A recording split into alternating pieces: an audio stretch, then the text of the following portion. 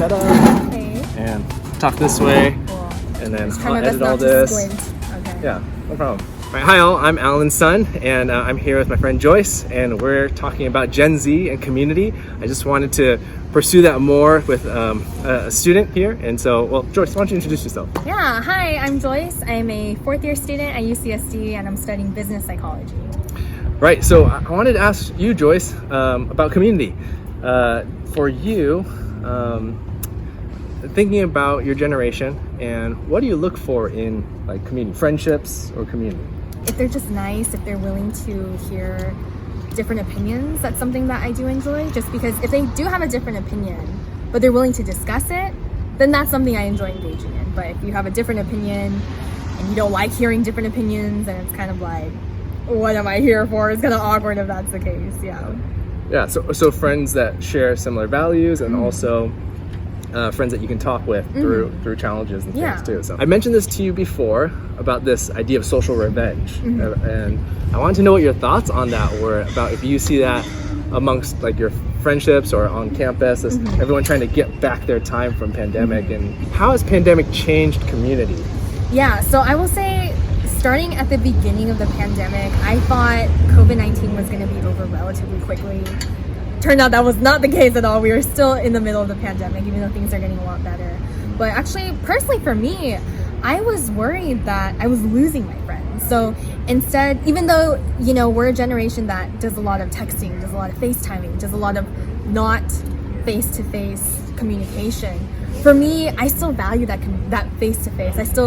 I prefer video chats over phone calls, but I prefer phone calls over texting. You know, whatever form of communication that I get the most of you, that's the kind that I enjoy the best. And thing is though, when it came to like the pandemic, people either like they feel like they don't look presentable, so they don't want to turn on their camera. And so for me, honestly, I felt like I was getting more and more detached from my friends, and it made me genuinely really worried. You know, prior to the pandemic, that's something we used to do all the time, but now are we just gonna sit there and it's gonna be kind of awkward? It was a genuine concern of mine, because I was like, I haven't seen some of these people in so long, and even though I'm texting with them, I don't know, maybe physically if they changed. I don't know if like the way that they speak has changed. And that's just because the way that we speak, it's influenced, you know, by the people that we surround ourselves with. Having these, you know, in-person relationships is because when you're in a class setting, you are talking with people that possibly have a different opinion from you. Yeah.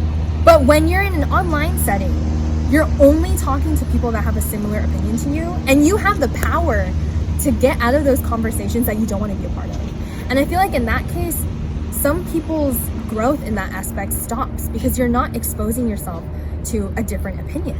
You're not exposing yourself to different people with different backgrounds. And so over time, I felt like it's just so easy, it was just really common for people to have like a very concentrated mindset. Whatever their mindset was, it became very, very concentrated, because they're only surrounding themselves with people that are on the same pages. And so that was something I was really worried when it came back to in-person, because, you know, this friend A that I knew going into the pandemic is not the same coming out of it. Yeah. And yet I really liked being friends with friend A, but now I don't know how to be friends with them, and I was just really worried. I was like, is that the end? Thank God that wasn't the case. The friendships that I made, you know, going into the pandemic, a majority of them, if not all of them, I think actually all of them, they remain intact. Like, I'm still kind of remaining optimistic in the meantime, where it's just like, well, at least having survived this first round of the pandemic where we were literally closed off from everyone, I know that no matter what happens, we're going to be able to get out of it a second time.